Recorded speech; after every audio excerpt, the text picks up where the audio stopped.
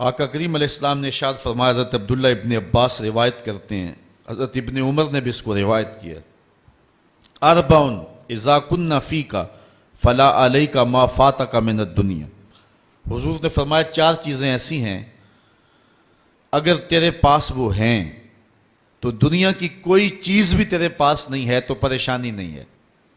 اگر چار چیزوں کا سرمایہ تیرے پاس ہے پھر دنیا کی کوئی چیز بھی تیرے پاس نہیں ہے، فلا علیک، تو تجھے کوئی دکھ نہیں ہونا چاہیے، کوئی پریشانی نہیں ہونی چاہیے اگر یہ چار چیزوں کو تجھے عطا کر دیا گیا، یہ چار چیزیں تجھے ودیعت کر دی گئی۔ تیرے پاس کچھ بھی نہیں ہے دنیا کی لیکن یہ چار چیزیں، وہ چار چیزیں کون سی ہیں؟ صدق الحدیث، بات کی سچائی، جب بھی بولتا ہے سچ بولتا ہے، جھوٹ بولنا چاہے بھی تو نہیں بول سکتا، حالات ایسے ہیں، دل کی حالت ایسی ہے، طبیعت ایسی ہے۔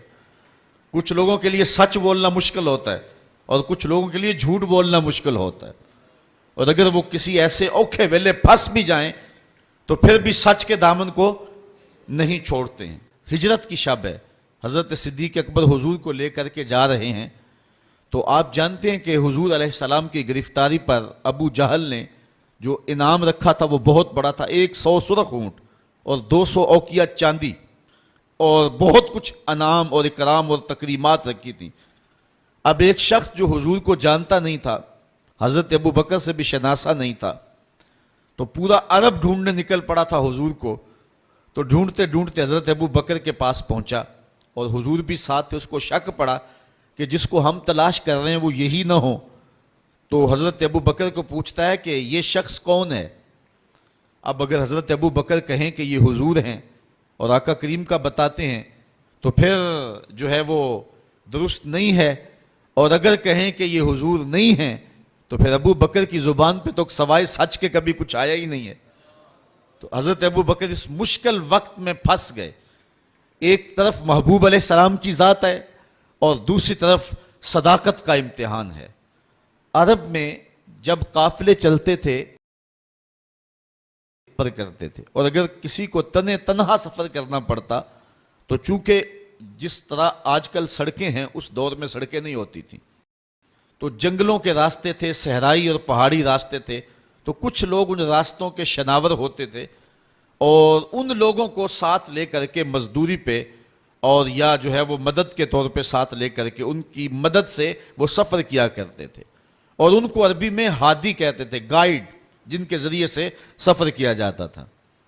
تو حضرت ابو بکر سے پوچھا کہ اس شخص نے کہ یہ تمہارے ساتھ کون ہے؟ تو حضرت ابو بکر صدیق ایک لمحے کے لیے تو پریشان ہوئے اور پھر فوراً کہا، ھذا ہادی یا صراط المستقیم، یہ میرا ہادی ہے جو مجھے سیدھی راہ پہ لے کے جا رہا ہے۔ تو وہ سمجھا کہ یہ کوئی گائیڈ ہے، لیکن سیدنا صدیق اکبر بتا رہے تھے میرے دل و جان کا ہادی اور مرشد یہی تو ہے نا۔ تو سچ بھی بولا اور جو ہے وہ جو مقصد تھا وہ بھی پورا ہو گیا۔ تو کچھ لوگ سچ بولنا چاہیں تو نہیں بول سکتے اور کچھ لوگ جھوٹ بولنا چاہیں تو نہیں بول سکتے۔ اگر اللہ کسی کو یہ شان دے دے کہ اس کی زبان پہ سچ ہی آتا ہو تو اس کو دنیا کی کوئی اور شے نہ بھی ملے تو یہ ایک بہت بڑی دولت ہے۔ پہلی چیز جو حضور نے فرمائی سنیے، صدق الحدیث، اس کو جو ہے وہ سچ بولنے کی عادت ہو۔ سچ بولنا کبھی کبھی بڑا اوکھا بھی بن جاتا ہے۔ وہ بابا بلے شاہ نے کہا تھا، سچ آنکھیں پامبڑ مچ دینے۔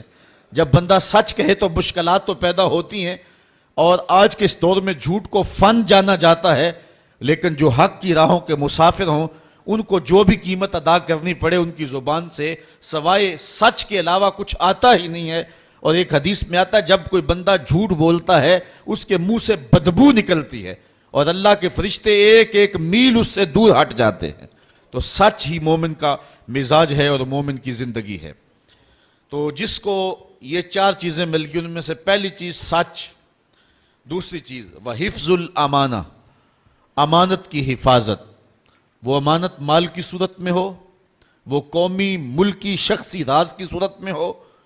جو اللہ کے بندے ہیں وہ امانت میں کبھی بھی خیانت نہیں کیا کرتے، یہ ایک بہت بڑی دولت ہے اگر کسی شخص کو نصیب ہو گئے، ورنہ پیسے دیکھ کر کے تو بڑوں بڑوں کے منہ میں پانی آ جاتا ہے اور اپنا دین اور اپنا ایمان بیچ دیتے ہیں۔ آج کل تو خیر لوگ چائے کے پیالی پہ دین بیچ رہے ہیں، آج کل تو جو ہے وہ چند ٹگوں پہ ایمان فروخت کیا جا رہا ہے. حضور نے اس دور کی نشاندہی کرتے ہوئے فرمایا تھا کہ لا یبق من الاسلام الا اسمہ ولا یبق من القرآن الا رسمہ مساجدہم عامرۃ وہی خراب من الہدی. اور پھر فرمایا تھا یصبح الرجل مومنا ویمسی کافرا یبیع الرجل دینہ بعرض من الدنیا. دنیا کی چند کوڑیوں کے بدلے لوگ ایمان بیچا کریں گے. تو یہ آج دور آیا ہے. ایک بندہ کہتا ہے کہ میں اگر جھوٹ نہ بولوں، اگر جھوٹی قسم نہ اٹھاؤں تو جو ہے وہ میرا سامان ہی نہیں بکتا. واقعی تیرا سامان نہیں بکتا، چونکہ تیرا مقسوم حرام لکھ دیا گیا ہے. اگر تو سچ بولنے کی عادت اختیار کر لیتا تو اللہ سچائی میں وہ برکت رکھی ہے جو کسی اور شے میں نہیں رکھی ہوئی ہے.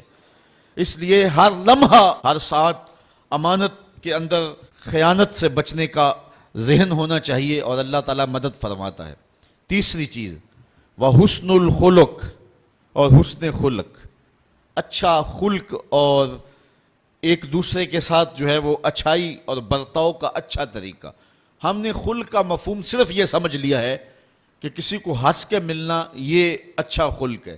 یہ خلق میں شامل ضرور ہے، لیکن صرف ہنس کے ملنا اور پھر جڑیں کاٹتے رہنا، خیانت کرنا اور پشت کے پیچھے جو ہے وہ غیبت کرنا اور اس کو نقصان پہنچانے کی کوشش کرنا، یہ منافی ہیں ساری چیزیں حسن خلق. حسن خلق کا معنی یہ ہے کہ انسان جو ہے وہ ہر طرح سے ایک اچھا اخلاق اور اچھی عادات کا حامل ہو. صرف مسکرا کے مل لینا اور باقی اپنے لچھر انداز وہی رکھنا، یہ حسن خلق کے زمرے میں نہیں آئے گا.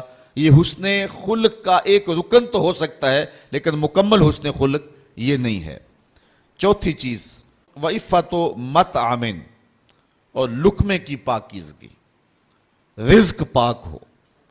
رزق کی پاکیزگی اللہ کے قرب کا سبب ہے، باطن کی روشنی اور اجالوں کا ذریعہ ہے، اور دعاؤں کی قبولیت کے لیے بنیادی شرط ہے.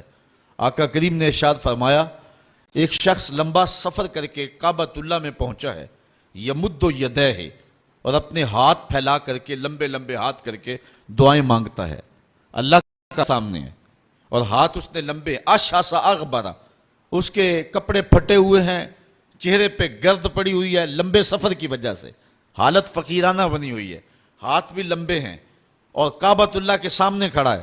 وَمَطْعَمُهُ حَرَامٌ وَمَلْبَسُهُ حَرَامٌ وَمَشْرَبُهُ حَرَامٌ وَغُذِيَ بِالْحَرَام. لیکن جو کھایا ہے وہ حرام کا، جو پیا وہ حرام کا، جو لباس پہنا وہ حرام کا، جو غذا دی گئی ہے اس کو وہ حرام کی. فَأَنَّا يُسْتَجَابُ لِذَلِكَ. حضور فرماتے ہیں بتاؤ اس کی دعا کیسے قبول ہوگی. سفر کی حالت بھی ہے، لمبا سفر بھی کاٹا ہے، دکھ مصیبت بھی صحیح ہے، کعبۃ اللہ کے سامنے بھی کھڑا ہے، لیکن دعا قبول نہیں ہوگی.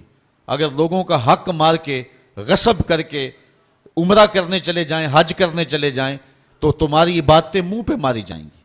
یہ انداز ہے اللہ تعالیٰ کے ہاں قبولیت کا کہ لقمہ پاک ہونا چاہیے. جس کا لقمہ پاک نہیں ہوتا اس کی اپنی دعائیں بھی قبول نہیں ہوتی اور اس کے حق میں نیک لوگوں کی دعائیں بھی قبول نہیں ہوتی. تو یہ پہلی شرط ہے زندگی کے اندر قبولیت دعا کی. تو یہ چار چیزیں حضور نے فرمایا جس کو مل گئیں. کون کون سی؟ ایک بات میں سچائی، دوسرا امانت میں حفاظت، تیسرا حسن خلق، اور چوتھا رزق کی پاکیزگی. اس کے علاوہ اس کو دنیا کی کوئی بھی شے نہیں ملی تو وہ گھاٹے میں نہیں ہے.